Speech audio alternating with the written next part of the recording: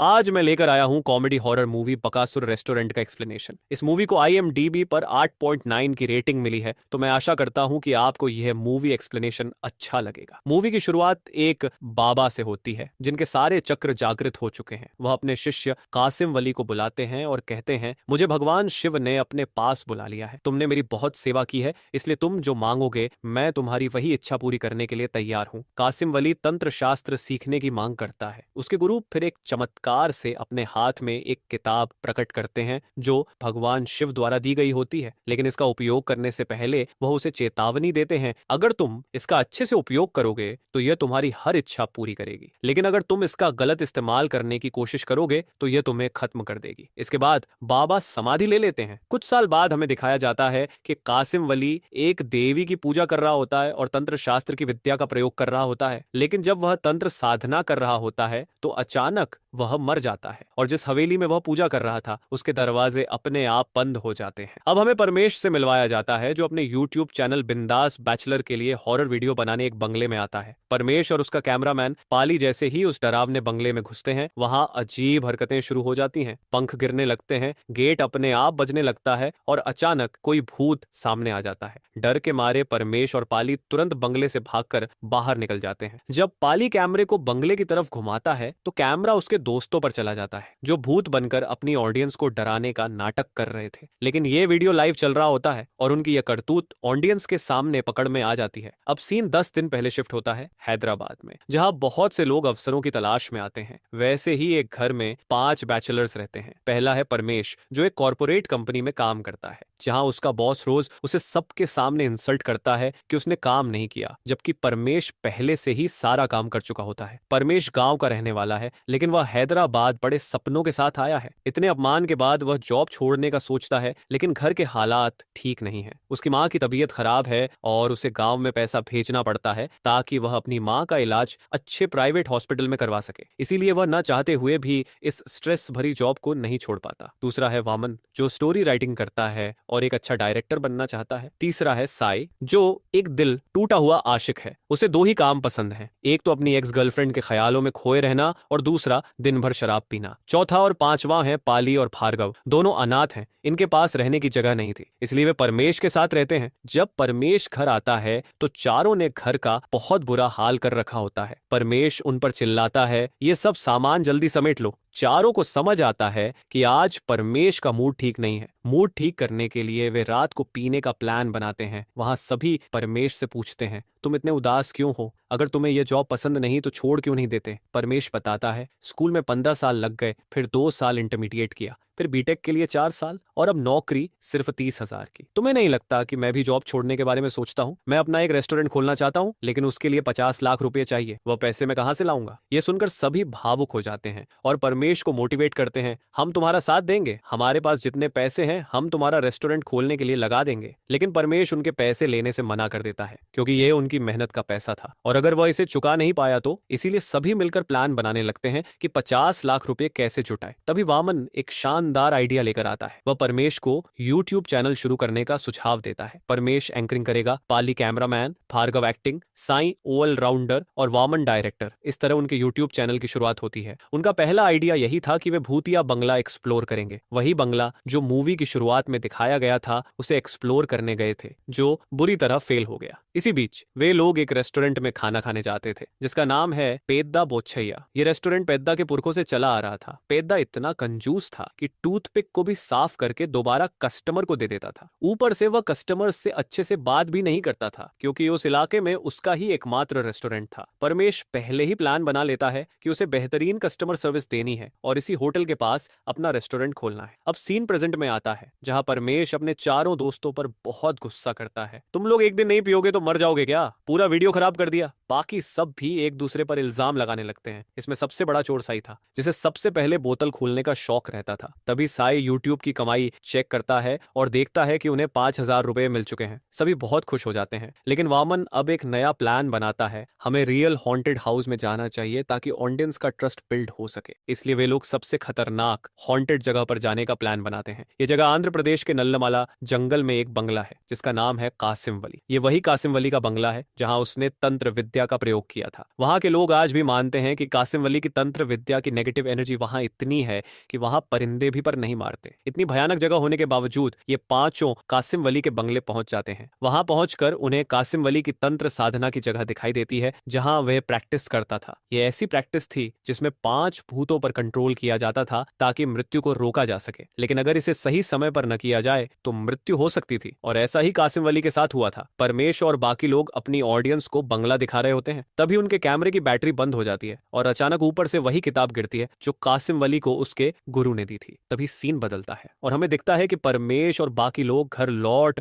आते हैं। घर आते ही वामन वीडियो अपलोड कर देता है। समय बीतता है और वीडियो पर व्यूज आने शुरू हो जाते हैं, लेकिन ऑडियंस उन्हें फेक वीडियो बनाने का आरोप लगाती है। इससे परमेश डिमोटिवेट हो जाता है और कहता है 2 चीजें कभी वापस नहीं आती, टूटा हुआ ट्रस्ट और खोई हुई जान। वह यूट्यूब छोड़ने का फैसला करता है और सब कुछ भगवान पर छोड़ देता है। तभी वही किताब अचानक शेल्फ से नीचे गिर जाती है। इसे देखकर सभी हैरान हो जाते हैं और किताब को खोलकर पढ़ने लगते हैं। किताब में लिखा होता है कि तांत्रिक विद्या को श्री भगवान शिव को समर्पित किया जाता है। भगवान शिव इसे पवित्र प्रसाद के रूप में प्रदान करते हैं। किताब का पहला चैप्टर कहता है कि तेलुगु कैलेंडर के 8वें महीने में शुक्ल पक्ष के दिन जब गायों को चराने ले जाया जाता है तो जो पहली गाय आएगी उसे एक दिव्य बिल्ली दिखाए तो वह बिल्ली रोने लगेगी। अगर बिल्ली के आंसुओं को अपनी आंखों में लगा लिया जाए तो देवी स्वयं प्रकट होंगी और तुम्हारी कोई भी इच्छा पूरी करेंगी। सभी चारों परमेश को यह तांत्रिक विद्या आजमाने के लिए कहते हैं, लेकिन परमेश आज की पीढ़ी में इसे मानने से इनकार करता है। फिर भी सभी उसे मनाने लगते हैं। बस एक बिल्ली ही तो दिखानी है। अगर देवी प्रकट हो गई तो हम 50 लाख मांग लेंगे और हमारा रेस्टोरेंट खुल जाएगा। इसमें कोई खतरा तो है नहीं। आखिरकार परमेश मान जाता है। वे मंदिर पहुंच जाते हैं एक बिल्ली लेकर। वहां एक गाय अपने आप अकेले आती है। वे लोग गाय को बिल्ली दिखाते हैं, लेकिन बिल्ली रोने का नाम ही नहीं लेती। तभी एक बाबा जो कासिम वली जैसा दिखता है आता है और जोर जोर से हंसने लगता है। सभी पूछते हैं आप इतना क्यों हंस रहे हैं? बाबा कहते हैं तुम तांत्रिक विद्या का प्रयोग करने की कोशिश कर रहे हो। सभी पूछते हैं आपको कैसे पता? बाबा जवाब देते हैं मैं श्मशान में रहता हूँ, मुझे कैसे नहीं पता होगा? फिर बाबा बताते हैं इसके लिए कोई साधारण बिल्ली नहीं बल्कि दिव्य बिल्ली चाहिए, लेकिन वह बिल्ली बहुत समय से किसी को दिखी नहीं है। सभी पूछते हैं अगर हम उस बिल्ली को ढूंढ लें तो क्या होगा? बाबा कहते हैं जो किताब में लिखा है वह वास्तव में होता है। फिर तुम्हें माया देवी के दर्शन होंगे। ये चैप्टर फेल हो जाता है। फिर सभी बात करने लगते हैं हमारे साथ कुछ अच्छा होने वाला है, वरना हमें न तो कासिम वली का बंगला मिलता और न ही उसकी किताब। ऊपर से बाबा ने भी कहा कि यह किताब काम करती है, इसलिए वे चैप्टर 2 का तंत्र आजमाने का सोचते हैं। चैप्टर 2 है आत्मा वशीकरण। इसके अनुसार अगर अमावस्या की रात को कब्र में बैठकर नींबू पर 1008 बार दिए गए मंत्रों का जाप किया जाए तो श्मशान से आत्मा निकलकर नींबू में प्रवेश कर जाएगी। इसे पढ़कर सभी सोचते हैं यह तो बहुत आसान है, हम अगली अमावस्या को इसे आजमाएंगे। इसी बीच परमेश पेद्दा के रेस्टोरेंट में खाना खाने जाता है। वहां पेद्दा उसके फेक यूट्यूब चैनल का मजाक उड़ाता है और कहता है रेस्टोरेंट खोलना इतना आसान नहीं, 5-5 पीढ़ियां लग जाती हैं। परमेश उसे चुनौती देता है जब हमारा रेस्टोरेंट खुलेगा तो हमारे कस्टमर पेट भरकर जाएंगे, तुम्हारे जैसे नहीं। घर लौटकर वह सभी को कहता है इस बार हमें कोई गलती नहीं करनी चाहिए। वह वामन को पहले से नींबू लेकर प्रैक्टिस करने को कहता है क्योंकि उनके ग्रुप में सिर्फ वामन और भार्गव को ही तेलुगु पढ़ना आता था। भार्गव डरपोक था तो उसे नहीं कह सकते थे। वामन नींबू लेकर प्रैक्टिस शुरू कर देता है और हर जगह बैठकर मंत्रों का जाप करने की मेहनत करता है। लेकिन जिस दिन तंत्र विद्या करनी थी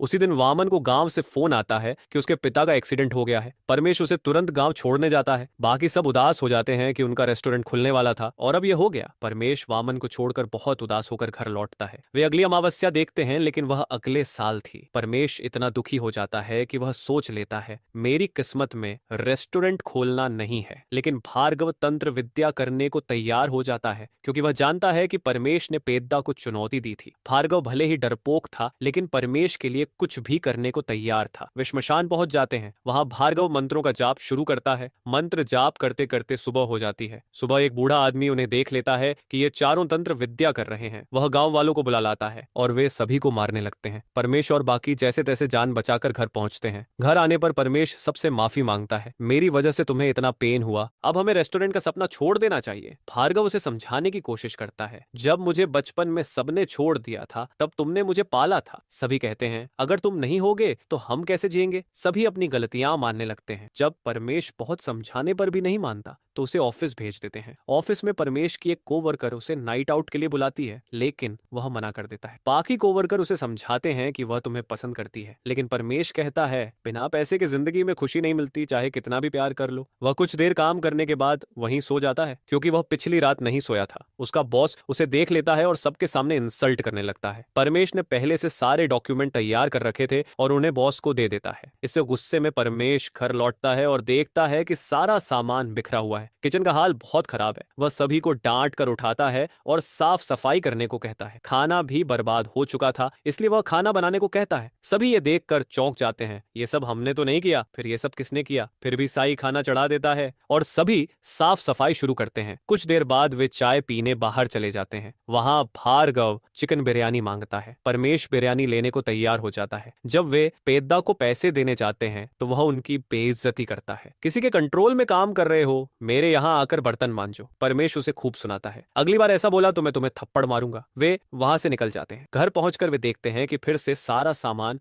बिखरा हुआ है। बनाया हुआ खाना भी बर्बाद हो चुका है। सभी डर जाते हैं कि यह किसने किया। कुत्ता बिल्ली का काम नहीं लगता, न ही इंसानों का। तभी कासिम वली की किताब फिर से नीचे गिरती है और उसके पन्ने अपने आप पलटने लगते हैं। घड़ी में 11 बजते हैं। लाइट चली जाती है, खिड़की से आवाज आती है और पायल की आवाज सुनाई देती है। सभी डरकर दूसरे कमरे में छिप जाते हैं। वे इतना डर जाते हैं कि सुबह तक बाहर निकलने की हिम्मत नहीं करते। अगली सुबह जब वे बाहर निकलते हैं तो देखते हैं कि चिकन बिरयानी भी कोई खा गया है। वे सबसे पहले किताब खोलकर देखते हैं, जिसमें तंत्र की और डिटेल्स लिखी होती हैं। सभी साई को दोष देने लगते हैं, क्योंकि उसने जल्दबाजी में किताब छीन ली थी और आगे नहीं पढ़ा था। उन्हें समझ आता है कि यह वही भूत है जिसे भार्गव बुलाना चाहता था। डर के मारे वे अपने बुजुर्गों से भूत से छुटकारा पाने के उपाय पूछते हैं। बुजुर्गों द्वारा बताया गया तंत्र वे करते हैं, लेकिन रात 11 बजे फिर से वही हरकतें शुरू हो जाती हैं। डरकर वे अगली सुबह बाहर निकलने का फैसला करते हैं। अगली सुबह वामन लौट आता है और देखता है कि सभी माला पकड़कर मंत्र जाप रहे हैं या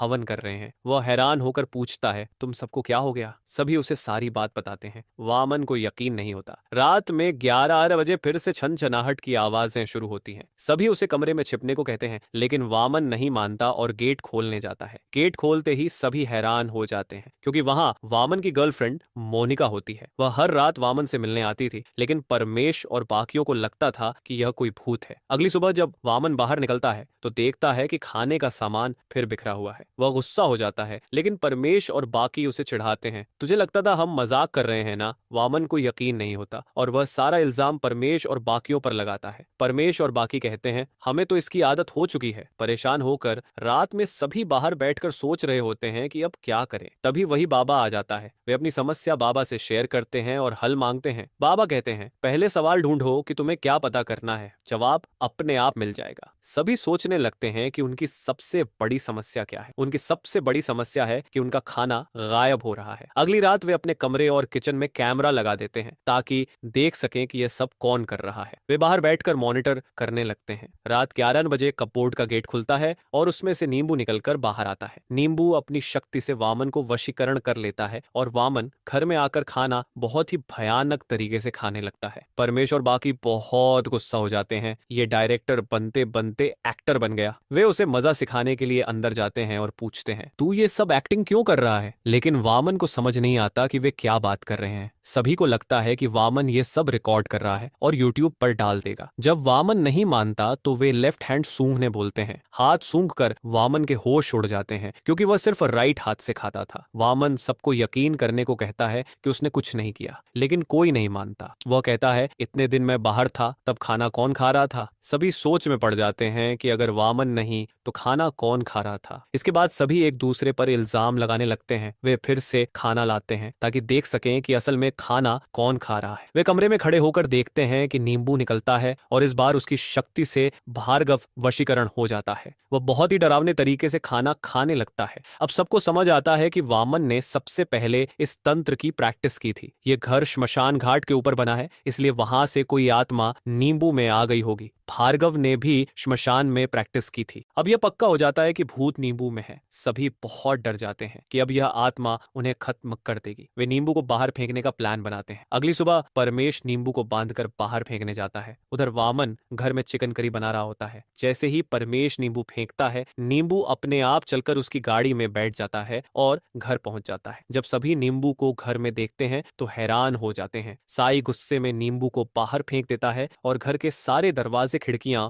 बंद कर देता है। तभी वहां से एक मरा हुआ आदमी को ले जाया जा रहा होता है। नींबू उसके ऊपर गिरता है और वह आदमी जीवित हो जाता है। वह घर में घुसकर बहुत ही भयानक तरीके से खाना खाने लगता है। अब हर रोज कोई खाना खाने लगता है। वे फिर से बाबा के पास जाते हैं। बाबा कहते हैं, तुम एक सवाल की तलाश में थे, लेकिन उसने तुम्हें कई सवाल दे दिए। बाबा समझाते हैं, जो आत्मा नींबू में है वह जब भूख लगती है किसी आदमी के शरीर में चली जाती है, खाना खाती है और फिर नींबू में लौट जाती है। ऐसा ना हो इसके लिए बाबा उन्हें एक विशेष चावल देते हैं और कहते हैं, इससे नींबू के चारों ओर घेरा बना दो ताकि वह बाहर ना निकल सके। परमेश और बाकी चावल लेकर आते हैं और नींबू के चारों ओर घेरा बना देते हैं। वे चिकन बनाकर नींबू को ललचाने की कोशिश करते हैं, लेकिन नींबू उस क्षेत्र से बाहर नहीं निकल पाता। फिर वे नींबू को चिढ़ाने लगते हैं और उसके सामने नाचते हैं। वे बहुत खुश होते हैं, लेकिन तभी वामन का साला अंजी आ जाता है, जिसे डॉक्टर ने ऑटिज्म की बीमारी बताई है। इस वजह से वह किसी से बात नहीं करता और अकेले रहना पसंद करता है। उसके इलाज के लिए डॉक्टर उसे हैदराबाद में रहने को कहता है, लेकिन अंजी के पिता खेती का काम नहीं छोड़ सकते, इसलिए वे अंजी को वामन के पास छोड़ जाते हैं ताकि उसका इलाज समय पर हो सके। वामन उसे अपना भाई मानकर घर में रख लेता है और बाकी लोग भी उसे भाई मानकर रखने को तैयार हो जाते हैं। फिर वे अंजी के पिता को छोड़ने बाहर जाते हैं। अंजी घर में अकेला रहता है। वह नींबू देखता है और उसे काटकर नींबू पानी बनाकर पी जाता है। जब सभी देखते हैं कि अंजी ने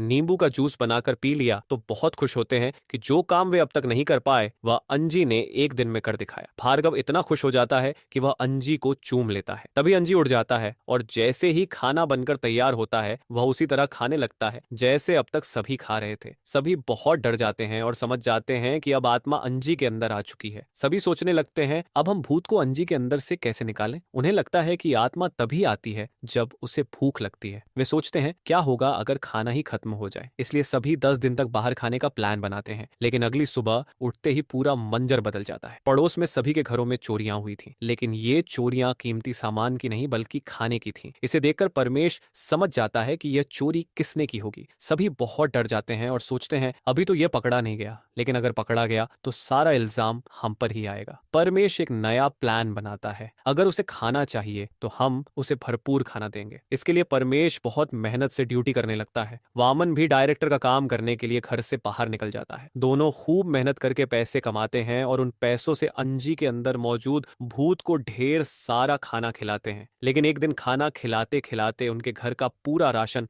खत्म हो जाता है और उनके पास पैसे भी नहीं बचते। इसीलिए साई बहुत परेशान हो जाता है। बहुत ज्यादा पीने के बाद वह अंजी के अंदर मौजूद भूत से पूछता है, तुम कौन हो और तुम क्या चाहते हो? हम तुम्हारी इच्छा पूरी करने की पूरी कोशिश करेंगे। यहाँ से आत्मा अपनी कहानी सुनाना शुरू करता है। उसका असली नाम बकासुरी है, लेकिन गांव वाले उसे बकासुर बुलाते थे क्योंकि वह बहुत ज्यादा खाना खाता था। मंदिर में जितना भी लंगर लगता वह अकेला ही खा जाता था। इस वजह से मंदिर और गांव वाले बहुत परेशान रहते थे। उस गांव में वेट लिफ्टिंग का कंपटीशन होता था जिसमें जमींदार का लड़का जितना चाहता था, लेकिन गांव वालों को पता था कि जब तक बकासुर है तब तक जमींदार के लड़के का जीतना नामुमकिन है। एक दिन वेट लिफ्टिंग कॉम्पिटिशन में सभी एक एक करके वजन उठाते हैं, लेकिन धीरे धीरे सभी बाहर हो जाते हैं। आखिर में सिर्फ जमींदार का लड़का और बकासुर बचते हैं। जमींदार का लड़का आखिरी वजन नहीं उठा पाता, लेकिन बकासुर उसे भी उठा लेता है और वेटलिफ्टिंग चैंपियन बन जाता है। लेकिन जब मेडल लेने की बारी आती है तो जमींदार मेडल देने नहीं आता। गांव वाले बकासुर को इंतजार करने को कहते हैं, लेकिन बकासुर इंतजार नहीं करता और मेडल लेकर चला जाता है। इससे जमींदार का लड़का बहुत गुस्सा हो जाता है। बकासुर घर जाकर अपनी दादी से खाना मांगता है क्योंकि उसके माता पिता मर चुके थे। वे इतना खाना नहीं जुटा पाते थे जितना बकासुर खाता था, इसलिए उसके माता पिता एक एक करके भगवान को प्यारे हो गए। लेकिन उसकी दादी ने अपनी परवाह किए बिना बकासुर को पाला। वह भले ही खुद कुछ न खाए, लेकिन बकासुर को भरपेट खाना खिलाती थी। बकासुर को वास्तव में भूख की बीमारी थी, जिसके कारण उसका पेट कभी नहीं भरता था। इसीलिए उसकी दादी एक पंडित से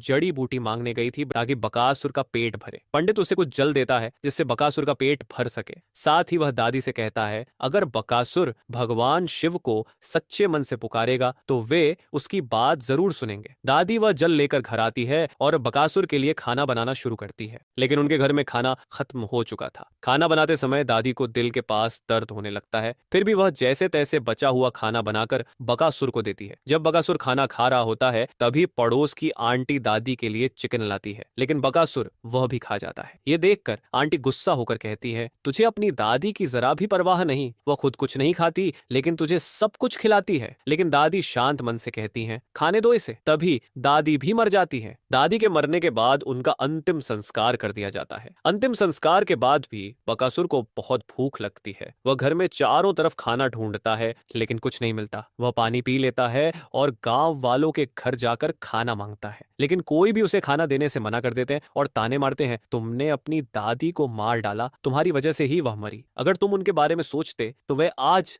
जिंदा होती। बकासुर बहुत दुखी हो जाता है और भागते हुए श्मशान घाट पर अपनी दादी के पास चला जाता है। वहां बैठकर वह अपनी दादी से माफी मांगता है, तुमने मेरे लिए बहुत मेहनत की लेकिन मैंने तुम्हारे बारे में एक बार भी नहीं सोचा। बकासुर इतना दुखी होता है कि वह भगवान से चिल्लाकर कहता है, मैंने ऐसा क्या पाप किया कि तुमने मुझे भूख की बीमारी दी? क्या तुम मुझे एक ऐसा इंसान नहीं दे सकते जो मुझे भरपेट खाना खिला सके? अब बकासुर पूरी तरह अकेला हो चुका था। उसे कोई खाना देने वाला नहीं बचा था। तभी वह देखता है कि किसी कब्र पर लोग खाना छोड़ कर गए हैं। बकासुर तुरंत वहां जाकर खाना खाने लगता है। अब वह रोज कब्र पर रखा खाना खाने लगा, लेकिन एक दिन जमींदार मर जाता है और उसकी कब्र पर उसका बेटा खाना रखता है। बकासुर चुपके से वहां खाना खाने पहुंच जाता है। जमींदार का बेटा उसे देख लेता है और एक पत्थर से मारकर बकासुर को मार डालता है। बकासुर की मौत के बारे में कोई न जान पाए, इसलिए जमींदार का बेटा उसकी लाश को दफना देता है। यहां से सबको समझ आता है कि बकासुर भूत कैसे बना। सभी बकासुर से उसकी इच्छा पूछते हैं ताकि उसे पूरा कर सके, लेकिन बकासुर कहता है, मेरी तो बस एक ही इच्छा है, मुझे खाना खाना है। इतना कहकर वो वहां से चला जाता है। अगली सुबह पाली और भार्गव ढेर सारा खाना लेने पेद्दा के रेस्टोरेंट जाते हैं। जब वे पूरे पैसे देते हैं तो पेद्दा चुपके से 100 रुपए चुरा लेता है और कहता है, तुमने 100 रुपए कम दिए? दोनों कहते हैं, हमने तो पूरे पैसे दिए थे, लेकिन अगर कमी है तो हम कल आकर दे देंगे, अभी खाना ले जाते हैं। लेकिन पेद्दा खाना देने से मना कर देता है और उनकी बेइज्जती करने लगता है। वह उनके गले में एक बोर्ड टांग देता है जिस पर लिखा होता है, भुगतान न करने पर दंड। यह बहुत शर्मिंदगी भरा होता है क्योंकि सभी कस्टमर उन्हें देख रहे होते हैं। पेद्दा के यहाँ काम करने वाला एक कर्मचारी पाली और भार्गव की हालत देखकर अपनी जेब से 100 रुपए निकालकर पेद्दा को दे देता है। जाते जाते भी पेद्दा उन्हें अपमानित करता है, तुम्हारे माता पिता तुम्हें जन्म देकर मर गए क्योंकि तुम जैसे बेवकूफों को वे पाल नहीं सकते थे। पाली और भार्गव को बहुत बुरा लगता है और वे आंखों में आंसू लिए खाना लेकर घर पहुंचते हैं। जब बकासुर को पता चलता है कि पेद्दा ने उन्हें अनाथ का ताना मारा तो उसे भी दुख होता है क्योंकि उसका भी कोई नहीं था। वह बहुत भावुक हो जाता है और कहता है, उसने तुम्हें डांटा, तुम्हें बुरा लग रहा है, चलो मेरे साथ। बकासुर उन्हें लेकर पेद्दा के रेस्टोरेंट पहुंच जाता है। वे पेद्दा से फुल मील लेने को कहते हैं जो 100 रुपए का होता है। पाली और भार्गव पेद्दा से कहते हैं, रेट बढ़ा लो क्योंकि तू इसे फुल प्लेट नहीं खिला पाएगा। लेकिन पेद्दा चुनौती स्वीकार करता है, ऐसा हो ही नहीं सकता कि मैं भरपेट खाना न खिला पाऊं। पाली और भार्गव बकासुर को बुलाते हैं और बकासुर खाना शुरू करता है। रेस्टोरेंट के कर्मचारी बकासुर के लिए खाना लाते रहते हैं,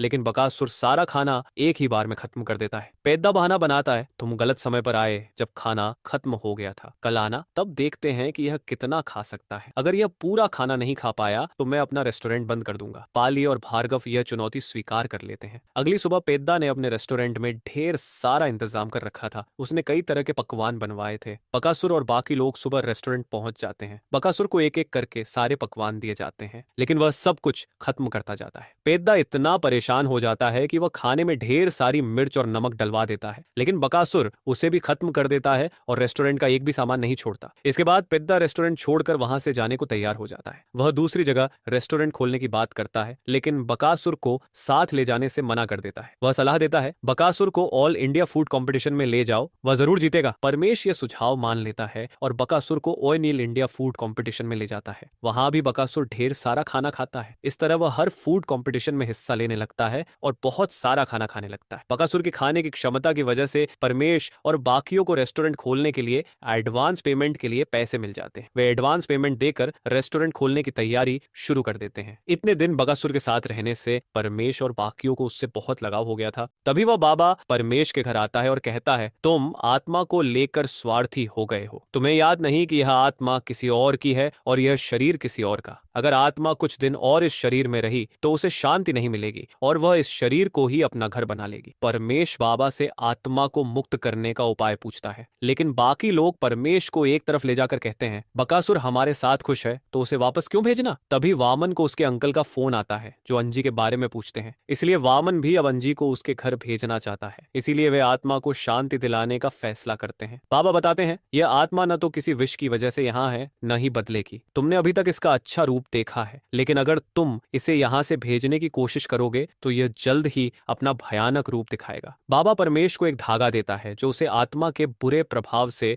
बचाएगा। अगले दिन वे बकासुर को लेकर मस्जिद पहुंचते हैं, जहां वे मौलाना से बकासुर की आत्मा को निकालकर शांति दिलाने की बात करते हैं, लेकिन वह मौलाना जो यह काम करता है बाहर गया हुआ था, इसलिए परमेश बाकियों को मस्जिद में रुकने को कहता है। अगली सुबह मौलाना आता है और बताता है, इस आत्मा की एक इच्छा थी कि कम से कम एक इंसान हो जो उसे खाना खिला सके। वह अनाथ की तरह मरा था, इसलिए उसकी आत्मा धरती पर रह गई। बकासुर भगवान शिव को पुकारता था, इसलिए मौलाना अपने ब्राह्मण दोस्त के पास जाकर क्रियाकर्म की प्रक्रिया करने को कहता है। परमेश और बाकी लोग बकासुर को लेकर ब्राह्मण के पास जाते हैं। यहाँ सभी बहुत भावुक हो जाते हैं क्योंकि अब बकासुर उनसे दूर जाने वाला था। बकासुर भी बहुत भावुक हो जाता है। ब्राह्मण के पास पहुंचकर बकासुर की आत्मा को निकालने की प्रक्रिया शुरू होती है। जब सारी प्रक्रिया पूरी हो जाती है तो जाते जाते बकासुर सबसे आखिरी बार बात करता है। वह परमेश से कहता है, जब मैं मरा तो मेरा अंतिम संस्कार किसी ने नहीं किया, लेकिन तुमने मुझे खाना खिलाने के लिए अपनी माँ के इलाज को सरकारी अस्पताल में करवाया। अगर मेरा बड़ा भाई होता तो वह भी तुम्हारी तरह मेरी देखभाल नहीं कर पाता। तुम अपनी मुश्किलों के बावजूद मेरी मदद की, मुझे खुश रखा और होटल का खाना खिलाया। वामन से कहता है, तुमने अपनी राइटिंग छोड़कर मेरे लिए पैसे कमाए। दूसरों की कहानियां सुनाने से बेहतर अपने भाइयों की कहानी सुनाओ, वह जरूर काम करेगी। साई को सलाह देता है, तुम अच्छे इंसान हो, तुम में टैलेंट है, लेकिन अपनी एक्स गर्लफ्रेंड के बारे में सोचना बंद करो, तभी तुम सफल होगे। पाली और भार्गव से कहता है, मेरी वजह से तुम्हें अपमान सहना पड़ा, लेकिन तुमने मुझे अपनी दादी की तरह खाना खिलाया। तुम अनाथ नहीं हो, परमेश तुम्हारा भाई है। हमेशा एक परिवार की तरह खुश रहना। अंत में परमेश और सभी बकासुर का अंतिम संस्कार करते हैं और बकासुर की आत्मा भगवान को